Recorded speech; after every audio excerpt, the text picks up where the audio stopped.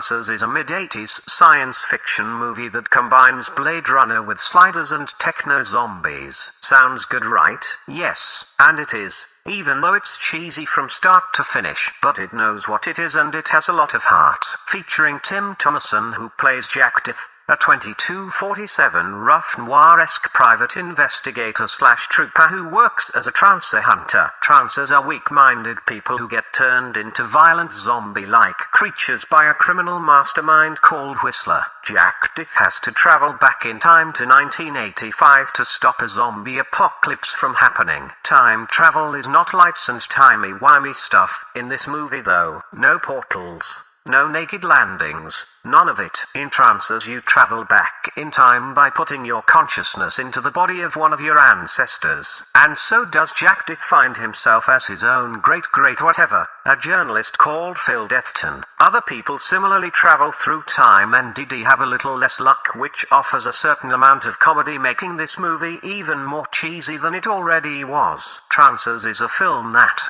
as stated before, combines a couple of genres, but the grit and 80s feel really work for this one. The concept is great and the execution is just good enough to make this film a worthwhile view. There are 5 more Trancer films, but this one is the best since it does what it does in such a good way. The noir and Blade Runner still kinda fades when you get back to 1985, but the 80s were a lot more similar to that with its grit than the 90s, for example. So it works. Trancers is a cult classic, not quite a B-movie in my opinion, but definitely one of those VHS movies you would see in your rental store back in the day. Oh, and it has a very young and not yet famous Helen Hunt, and she loved the movie and cast enough to return for the next one. Let's find out. Smash that. Trancers 2. Return of Jack Deth is the sequel to Trancers and brings back Jack Deth in another movie. Now that all this surprising information has been revealed to you, I can give you the added knowledge that this movie plays out 6 years after the last movie. Jack is still on Earth and gets word that Whistler's brother, played by the famous actor who set himself on fire, Richard Lynch, has traveled back in time to start a Trancer farm under the guise of an environmentalist organization. Deth and CO are still under attack from those who wish to change the future, effectively wiping out the Holy lineage. But they quickly decide to do something about Whistler's brother and save the homeless people getting kidnapped in the process. Things get more complicated when Deth hears that his previously assumed dead ex-wife, played by lovely Megan Ward, is still alive. Seeing he's in a relationship with Lena from the previous movie, still played by Helen Hunt, you can imagine what'll happen. Alas boys, no catfights. Trancers 2 effectively brings into the 90s and you can see and feel the difference. It's brighter, less gritty and even more cheesy. More lame jokes, a little bit of breaking the fourth wall, and a slight amount of sucky 90s techno. How we ever went through an era where they used that for action scenes is beyond me. Live and learn, I guess. Though this movie isn't as interesting as the first one, so we devolved. Still worth a watch, especially because we have 4 more movies in the series. Check that. Trancers 3. Deth Lifts once again brings back Jack Deth. He's now a successful private detective in 90s Los Angeles doing private eye stuff like capturing lovers in the act. His marriage with Lena, still played by Helen Hunt, is on the rocks however, and they try to meet to fix their relationship. Before that happens, he is jacked back to 2352 by still lovely Megan Ward in order to save Angel City from destruction in a worldwide Trancer war that has pretty much decimated the human race. Due to the apocalyptic nature of said war, Jack is forced to go back to 2005 to stop it before it happens. There he discovers a conspiracy within military ranks and a secret program creating Trancer soldiers. Souped up zombie soldiers in an early 90s movie, you say? Oh dear, here comes the techno, the too pretty people, the chop chop kung fu, the bad special effects, and yes, All of this pops up and it makes an already cheesy series into something quite cringe. Think Mortal Kombat Annihilation cringe but with better acting. Helen Hunt isn't a lot in this movie since she was at the point of getting famous. The producers originally thought she wouldn't be interested but she actually made time for it. So that's good, right? Trancers 3 might be borderline bad but it completes the trilogy in a good way. They should have stopped here but hey. Apparently it did well enough to get 3 more sequels. This one should be viewed if you thought the second one was still okay. It's better in parts. It's worse in others. It never reached the heights of the first though. Check that. Trancers 4, Jack of Swords is the 4th movie in the Trancers series featuring Tim Thomerson as a gritty future detective chasing techno-zombies called Trancers and being flung through space by inhabiting the minds of ancestors. This movie has Jack Deth returning to his original time in the 23rd century. Lena, formerly played by Helen Hunt, is gone and his other wife, played by Megan Ward, is killed.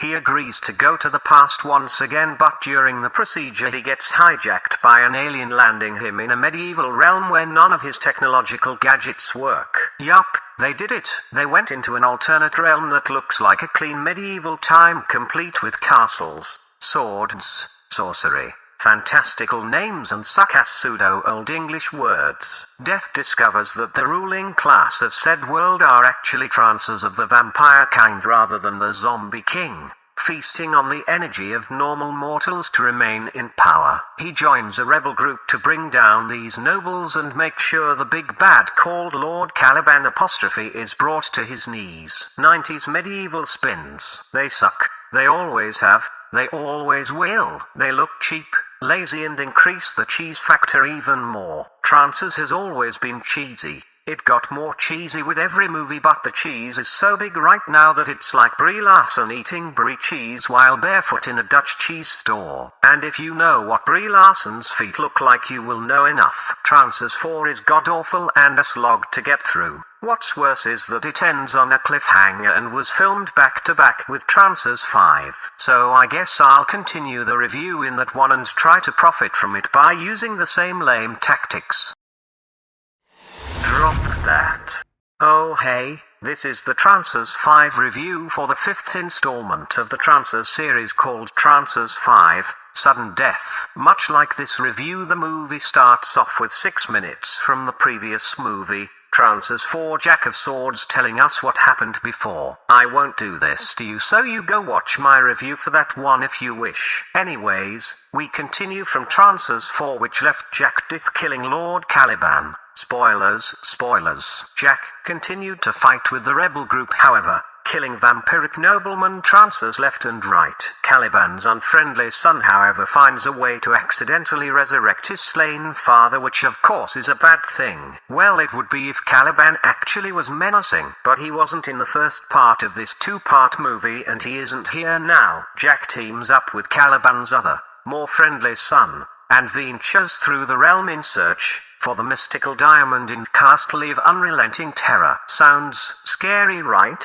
Well, if you know your 90s tropes, you won't be surprised when you see what kind of room this holds. If this room was more 80s, it would have been a lot more pleasant, but alas, it's the 90s where everything was edgy except the sexual stuff. Damn Puritan Yanks. Anywho, Trancers 5 is dreadful. It's so dreadful that Tim Thomerson is ashamed to have played in this and the 4th one. Ashamed. That's a big word. And he should be. Well, it's a paid job and part of his legacy for him. The creators of this dreck should be ashamed. Ashamed for being creatively bankrupt. Ashamed for writing shitty dialogue. Ashamed for moving a cool cyberpunk Blade Runner-esque detective and dumping him into a lame medieval zone. Dreadful. Truly dreadful.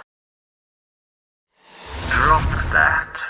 Trancers 6 is the 6th and final movie in the Trancers hexalogy and brings us straight into the 2000s. With the tagline "Same attitude, different sex," it immediately tells you what to expect. Yes, after the debacle that was Trancers 4 and 5, Tim Thomerson decided not to do this movie. He was too busy. I would have been too. Trancers 6 uses footage from previous films to put Jack Deth into the body of his daughter, that would be his daughter created in the past with Lena. She's a goody two-shoes that's the complete opposite of what Jack is going to be, and her mission is to save the world from a zombie Trancer apocalypse. And so this perky little dame who overacts being a tough guy a little too much takes on a couple of mean corporate execs that are experimenting with stuff in order to create what will be Trancers. Zed Sullivan as Jack Deth isn't very convincing. As said, she overacts the tough guy shtick a little bit too much, but maybe that's mainly due to being a tiny woman acting like a macho character who already was a parody in itself. She gets the aid of a prostitute ancestor of his future partner who unfortunately doesn't reveal a lot of skin. This is the 2000s, you know, where the Puritan nature of the 90s still resonates and slowly is ramping up to the cancel culture of the 2010s, where many male characters are either changed into female ones or turned into effeminate cuckold men. Not in Trancers 6 though. Jack or Joe still kicks ass, and it would have worked if the script, acting and directing were better. A bigger budget would have been great too, since it all feels too fan-made. Trancers 6 however is way better than the 4th and 5th iteration of the franchise, so at least we have that going for us. That's not saying much though. It's kinda fun but not fun enough. Kinda like a student film that has potential. Too bad this isn't a student film but an actual movie production. Check that.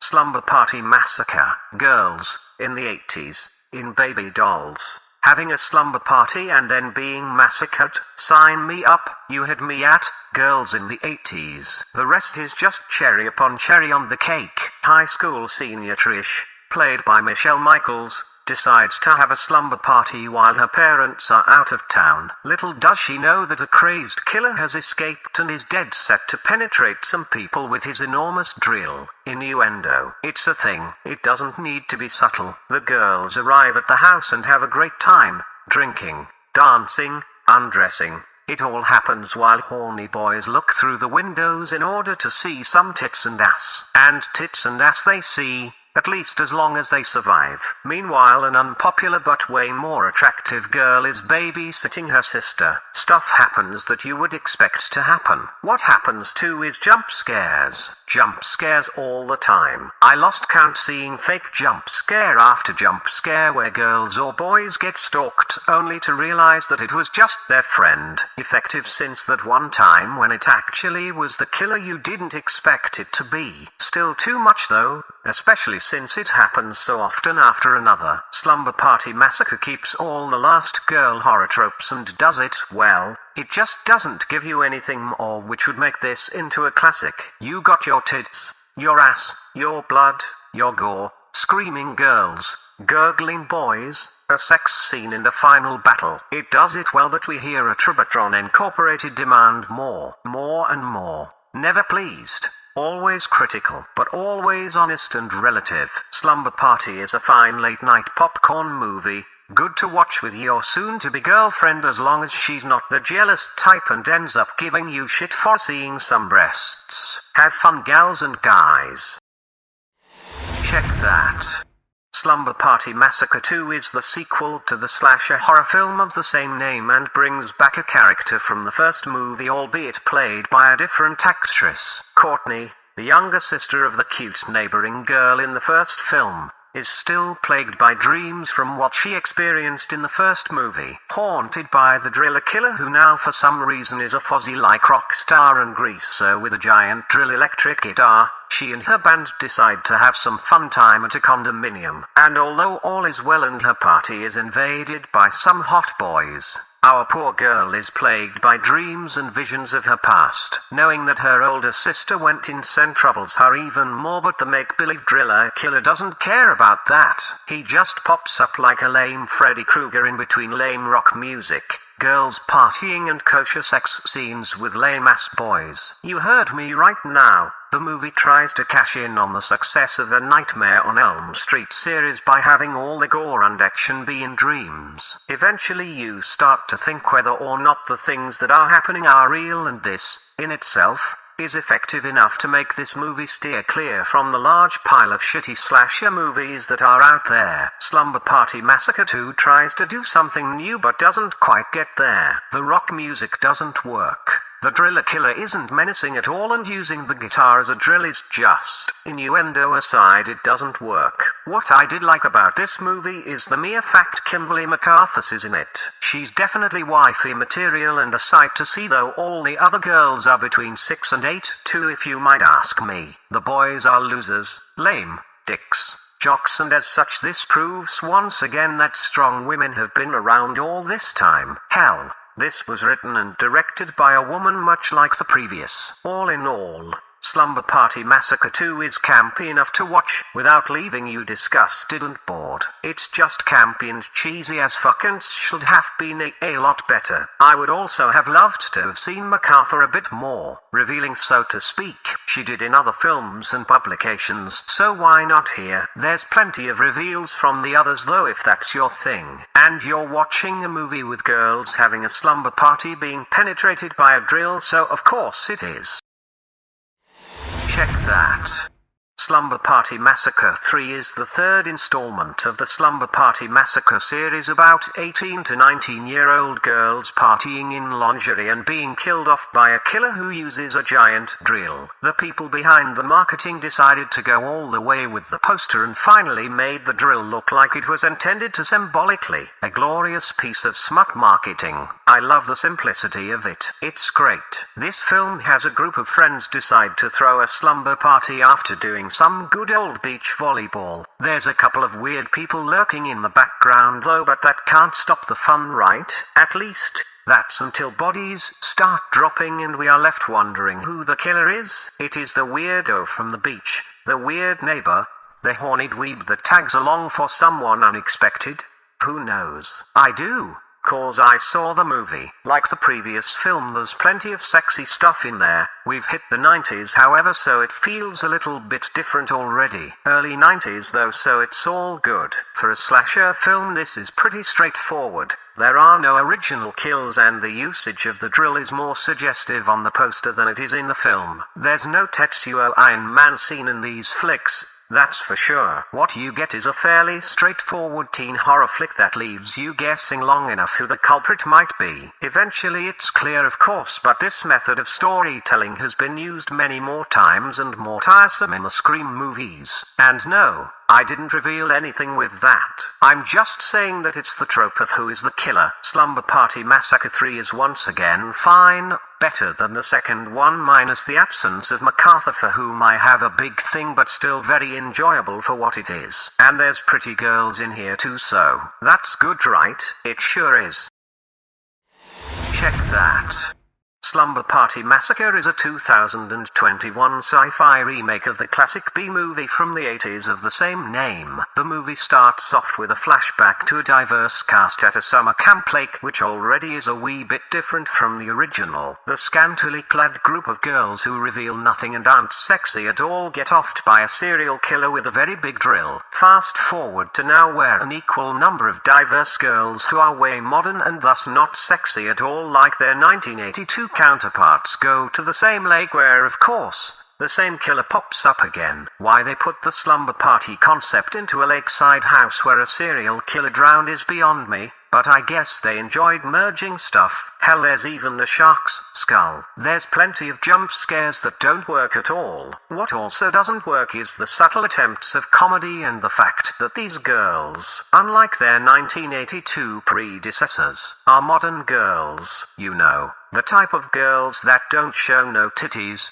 ain't no damsel in distress, and don't take no shit from no man. No. They're fully armed and ready for the driller killer. And then boys pop up. And unlike the boys from the 80s, these effeminate and awkward dudes are just romancing together in a rather gay way. Drinking, partying, and being scantily clad before they, get, killed by the driller killer. Yes, the female director subverts our expectations and turns it all around. Amazing, right? It's the boys who get naked and scream. Anyways, men, am I right? The future is female. Now, don't get me wrong. I'm not upset that guys die in this film. They died in all of them. Actually usually more than the girls, since there always were girls that survived. The portrayal of the men in this film, however, is rolling eyes modern stuff and at one point quite hilarious in its absurdity. There's a male shower scene, including music and slow motion and mosaic censorship. I kid you not, the men are dumb. Both sexist as well as cucked, both pussies as well as machos, and the girls are just great. As such, this is a movie for the modern millennial girl, and I'm quite sure they will enjoy this film. I found it a wee bit boring, nonsensical and intersectional feminist. To quote our main character, "We are these smart, tough, incredible kick-ass women, and we do not need to let some arsehole with a battery-operated power drill scare us off. We can take him down. For my mom. For us, for everyone he has terrorized, and when we do it we'll show him and every other dick-obsessed murderous asshole that there are consequences. Yes, and we are those consequences." Chirping. Yay, slay queen. You tell him, girl. #MeToo. Believe all women. Death to the patriarchy. Woohoo. Like many of these movies with this kind of message, it contradicts itself at every turn. Anyways, this is a predictable, boring spoof of a horror film trying too hard to be novel, filled with tiresome talking points, and ends up being not a lot of fun. Unless you think Ghostbuster 2016 was great. Drop that.